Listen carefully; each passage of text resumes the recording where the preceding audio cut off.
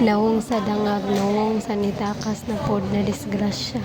Risk management is about finding, understanding, and How's your face? reducing risk to avoid losses.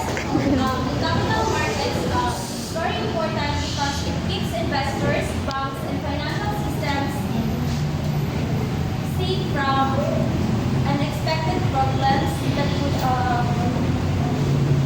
cause serious losses in the Next is types of risk in capital markets. So we have market risk, credit risk, operational risk, regulatory risk, liquidity risk, interest rate risk. Okay. So market risk, this refers to risk losses due to market fluctuations such as stock price volatility and changes in interest. So a market risk, it is the chance of losing money because prices in the market price go up and down. So, like changes in stock price or interest rates. So, for example, if you buy a stock for $100 and its price drop to $80, so we face a market risk. It's because of price drop.